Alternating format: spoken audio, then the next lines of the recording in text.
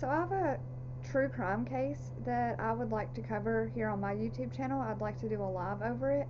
There are other people on YouTube that is starting to cover this case, but I'm from Kentucky. I live about 30 to 40 minutes away from where this took place.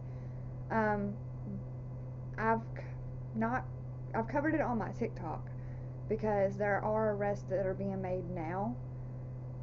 So I've been updating TikTok with that, and I've gained a lot of followers on TikTok just covering this case alone.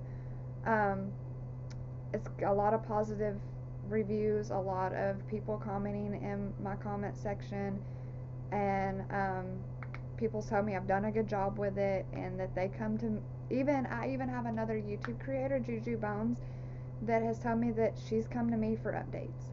So that makes me feel good. I'm glad that I'm doing a good job on TikTok covering it. But now that I've started a YouTube channel, I'm wanting to do a live over it on YouTube so I can use StreamYard to play you guys interrogation videos, and we can talk about those. There's a lie detector video that I would love to play for you guys. I cannot play the podcast because it's copyrighted, but I will link the podcast when I go live so you guys can find the podcast and listen to it in your spare time. But I'm going to read to you guys kind of like a summary of what this case involves. And please participate in comments and tell me what you guys think. And I will set up a live for sometime. Either I may do it tonight, I may do it later on this week. The old man is sick, so I may not be able to do it tonight. He's at the doctor's office, so we'll see what he says when he comes home. And if I don't have to take care of him, I will be live tonight. If not, I will schedule it for sometime this week. Okay, so Officer Jason Ellis was the first person involved in the Bardstown unalivings. I'm going to do the best I can to read this and change some of the words to be YouTube safe, so just bear with me. Bardstown Police Officer Jason Ellis was heading home to Bloomingville, Kentucky around 2 a.m. after his shift on May 25th, 2013. So this started in 2013. This is how long that I've been following this case. He exited the Bluegrass Parkway on exit 34. He found the ramp blocked with trees. He stopped his police cruiser and cleared the road and was pew-pewed down by a 12-gauge pew-pew. By the time another passerby got to him and used his radio to radio for help, Ellis was passed away.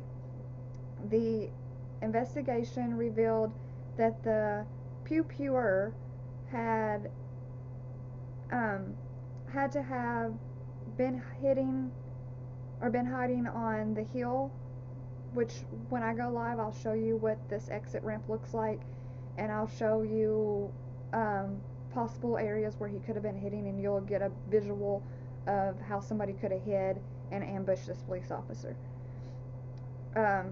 But yeah, so that they are saying that, you know, the pew-pewer had to have hid somewhere around the off-ramp in order to be able to do this. The second two people involved in Bardstown unaliving, so now we're up to 3 people that have been unalived. These are the second, Kathy and Samantha Netherland. It's a mother and a daughter. Less than a year after Ellis' murder, there was a gruesome discovery at a home on Springfield Road in Bardstown.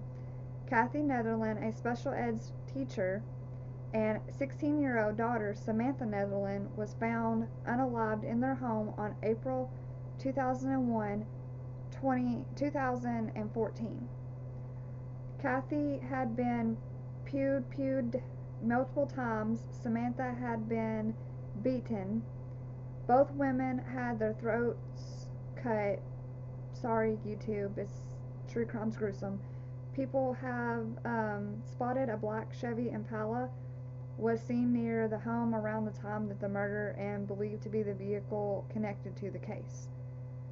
Okay, so that's a summary of what happened with the Netherlands. And then the fourth person is Crystal Rogers, which is where we're getting the breakthrough in the case, is that we're getting arrest involving Crystal. Crystal's a 34-year-old mother of 5 children, was reported missing by her mother on July 5th, 2015. Later that day, her red Chevy Impala was found with a flat tire near mile marker 14 on the Bluegrass Parkway. Her purse and phone and keys were still inside the vehicle. Police wondered if her live-in boyfriend, who is Brooke Hawkes, by the way, was responsible for her disappearance, but there was at that time no charges. Now, fast forward to last year, they did finally start making an arrest. He's been arrested, and 2 of his co-workers have been arrested in connection to her disappearance, and she's presumed to be unalive. This happened in 2015. She's not been found yet. You're automatically presumed to be unalived at that point. So now it's a murder case and a disappearance. So, they are moving, thanks to FBI, forward with this case, and hopefully with getting the arrest with the Crystal Rogers case, it will connect that to the Jason Ellis case. So far, there has not been any connections made with the Netherlands. So Special Prosecutor Shane Young is investigating Jason Ellis case, Crystal Rogers case, and then I'm about to tell you about Tommy Ballard. And those 3 are connected. We won't find out till trial how everything connects together. We won't find out till trial, which is next year at this time, what evidence that they have. But it is a case that we know that those are connected. We do not or have not heard anything about the Netherlands case. So Tommy Ballard is Crystal's father. Ballard was devastated when his daughter Crystal went missing. He had dedicated his own time to investigate what happened to his daughter and who was responsible for his disappearance, which is another reason why I'm wanting to cover this case, because this kind of shows where we've watched other cases where parents just, for lack of better words, seems to the public eye they don't care. They're not trying to look for their daughter. They have excuses on why they can't look for their loved one. We know, we've all seen it, but we've also seen parents that are looking for their daughter or their son or their loved one, and that's another reason why I'm wanting to try to bring this case up, because this shows a family that did not stop looking for their daughter, and that is important. It says that if he wasn't out physically searching, he was on the computer looking up stuff. He was investigating, like we on YouTube, like true crimers on YouTube, sleuth through everything and try to figure things out. He was doing that on his own to figure out what happened to his daughter, and that is what you should be doing. So if he wasn't physically out looking, he was searching things on his computer. He promised his kids he would bring their mother home. He promised the kids, his grandkids, that he would bring them home. And never gave up on that. Sherry Ballard, Tommy's wife, which is Crystal's mom, told WLKY in late 2020, on November 19, 2016, Tommy was preparing to take his 12-year-old grandson deer hunting on their property. So on November 19th, 2016, Tommy Ballard and the 12-year-old grandson, went deer hunting on their property. It says the land butts up against Bluegrass Parkway. From that field, you can see Bluegrass Parkway, and I'll show you guys that on a live.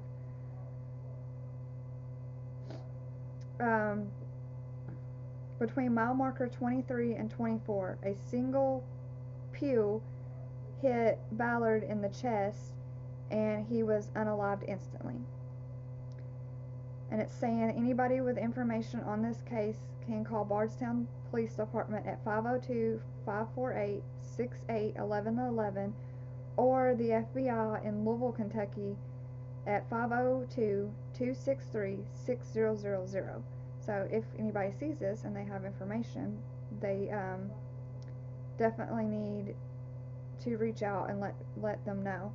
But right here, I have everything pinpointed, so I can bring that up on screen and I can show you guys what these places look like without physically going. Once this goes to trial, they're going to move the trial out of Bardstown, or they're wanting to move the trial out of Bardstown. Brookhouse's lawyers, they're all wanting him to have a fair trial.